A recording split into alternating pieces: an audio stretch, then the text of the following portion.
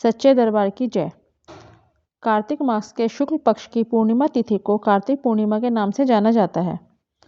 इस दिन भगवान शिव ने त्रिपुरा नाम के राक्षस का वध किया था, इसलिए इस पूर्णिमा को त्रिपुरा पूर्णिमा के नाम से भी जाना जाता है। इसके अलावा कार्तिक पूर्णिमा को गंगा स्नान और महाकार्तिकी भी कहा जाता है। शास्त्रों के अनुसार यह पूर्णिमा बहुत ही फलदायी मानी जाती है।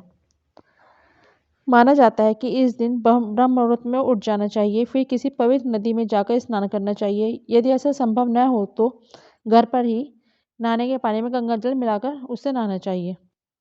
इसके बाद शिव जी और लक्ष्मी नारायण की पूजा करनी चाहिए। इस दिन कार्तिकेय जी की पूजा का भी विधान है।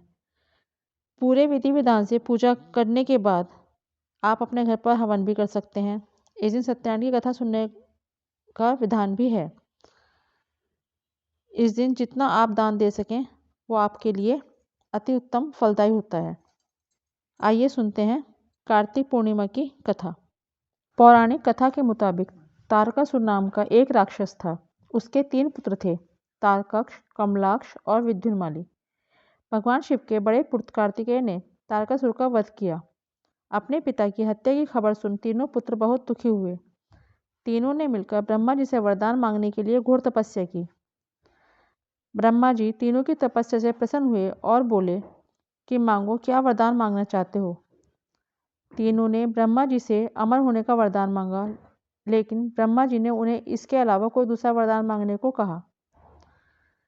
तीनों ने मिलकर फिर सोचा और इस बार ब्रह्मा जी से 3 अलग नगरों का निर्माण करवाने के लिए कहा, जिसमें सभी बैठकर सारी पृथ्वी और आकाश में घूमा जा सके। 1000 साल बाद जब हम मिले और हम तीनों के नगर मिलकर एक हो जाएं और जो देवता तीनों नगरों को एक ही बाण से नष्ट करने की क्षमता रखता हो वही हमारी मृत्यु का कारण बने। ब्रह्मा जी ने उन्हें यह वरदान दे दिया। तीनों वरदान पाकर बहुत खुश हुए।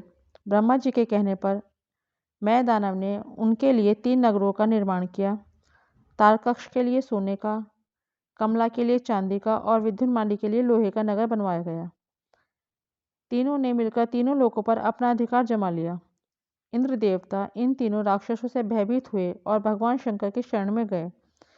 इनकी बात सुन भगवान शिव ने इन दानवों का नाश करने का निश्चय किया और एक दिव्य रथ का निर्माण किया। इस दिव्य रथ की हर एक चीज देवताओं से बनी। चंद्रमा और सूर्य से पहिए बने। इंद्र, वरुण, यम और कुबेर रथ के चाल घोड़े बने। हिमालय धनुष बने और शेषनाग प्रत्यंचा बने।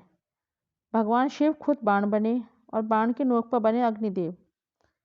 इस दिव्य रथ पर सवार हुए खुद भगवान शिव। भगवानों से बने इस रथ और तीनों भाइयों के बीच भयंकर युद्ध हुआ। जैसे ही ये तीनों एक रथ पर सीधे में आए, भगवान शिव ने बाण छोड़ तीनों को नाश कर दिया। इस वध के बाद भगवान शिव को त्रिपुरारी कहा जाने लगा। यह वध कार्तिक मास की पूर्णिमा को हुआ था, इसलिए इस दिन को त्रिपुरी पूर्णिमा के नाम से भी जानते हैं। और सभी देवता अति प्रसन्न हुए थे। उन्होंने सब जगह दीप जलाए थे, इसलिए इसको देव दिवाली भी कहते हैं। माना जाता है कि काशी में इसी दिन सभी देवता आकर अपनी दिवाली मनाते हैं, इसलिए हम सभी को भी अपने घर में दीप जलाने चाहिए। सच्चे दरबार की जय।